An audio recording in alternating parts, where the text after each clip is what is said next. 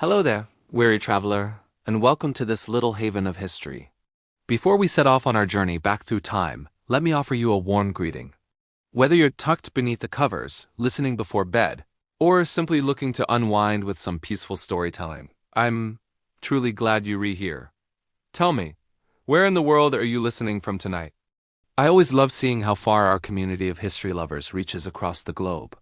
If you enjoy quiet, immersive tales like this, don't forget to subscribe so you won't miss the next one.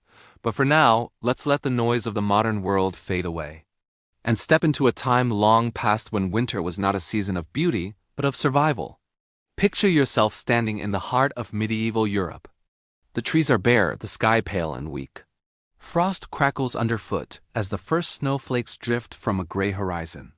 The air bites at your face. Winter has arrived. But in this world, there are no warm radiators, no hot running water. The chill isn't a passing discomfort, it's a threat. A long, relentless battle for survival that will stretch for months. Yet it wasn't always this way. There was a time when the seasons moved in gentler harmony. Then, somewhere around the 14th century, the earth began to cool. The climate shifted. Crops withered, rivers froze, and the world entered what would later be called the Little Ice Age, a centuries-long freeze that reshaped life across Europe. One of its most brutal moments came in the Great Frost of 1709. That winter, the cold was so severe that even the mighty River Thames turned solid. People walked across it, built stalls, and even lit fires right on the ice. It was a strange and beautiful sight, but it came at a terrible cost. Thousands froze in their homes that year.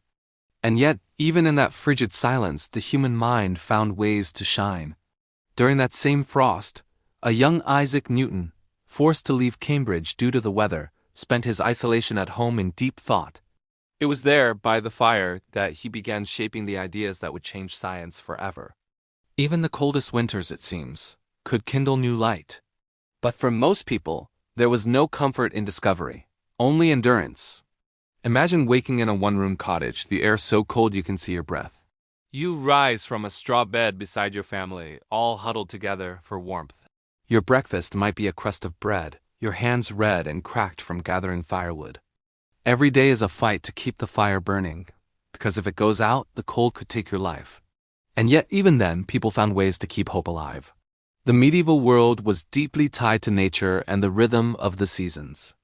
Winter wasn't just endured. It was marked by rituals and celebrations. One of the most joyful was the Feast of St. Stephen on December 26th, a rare day when the poor could laugh, feast, and even mock the rich. For a brief moment, a peasant might be crowned Lord of Misrule, giving commands and spreading cheer. It was a short-lived joy, but one that kept the human spirit alive through the coldest nights. In tiny snowbound villages, survival depended on kindness. Neighbors checked on one another, shared food, and offered firewood to those in need. Families gathered around small hearths to share stories, sing songs, and wait for the thaw. Those simple acts of compassion were the difference between despair and endurance. And at last, after months of hardship, the world would soften. The snow would begin to melt. Birds would sing again. On Plough Monday, the first Monday after Epiphany, farmers would bless their plows and turn the soil, the start of a new year of work and life. For them, spring wasn't just a season, it was salvation. Even kings and queens weren't immune to winter's cruelty. Inside vast stone castles, fires blazed day and night, but the cold still crept through the cracks. Servants rushed to seal windows, stock firewood, and salt meats for storage. Yet sometimes even royal privilege wasn't enough. A chilling legend tells of Queen Elizabeth of Hungary, who froze to death in her own bed one winter's night in 1326. A tragic reminder that winter as reach spared no one. The cold brought hunger, but also sickness. Crowded homes became breeding grounds for disease. Influenza, pneumonia, and fevers swept through towns like invisible storms. In one winter of 1557, over 10,000 Parisians died of the flu alone. Children were the most fragile. Many never survived their first winters. It was said that if a baby grew strong enough to see spring, they were truly blessed. By late winter, hunger gnawed at every belly. The autumn harvest was a distant memory. Families boiled thin stews of peas and salted meat, sometimes flavored with bitter wild herbs. Others scavenged forests for mushrooms or nettles.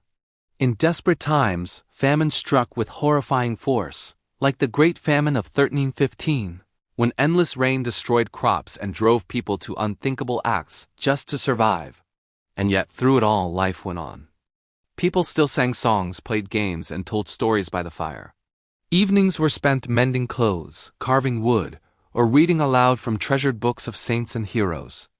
The long winter nights, though harsh, became a time for reflection, for faith, fellowship, and finding beauty in endurance. So, dear listener, as you sit warm and safe in your modern world, take a moment to remember those who came before us, who faced the darkness of winter not with fear, but with strength.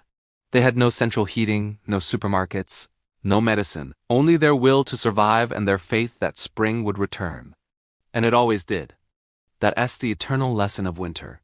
No matter how cold or dark the world may seem, light and warmth are never far away. Thank you for joining me in this cozy corner of history.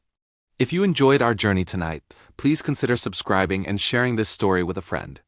Until next time, stay warm, stay kind, and sleep well.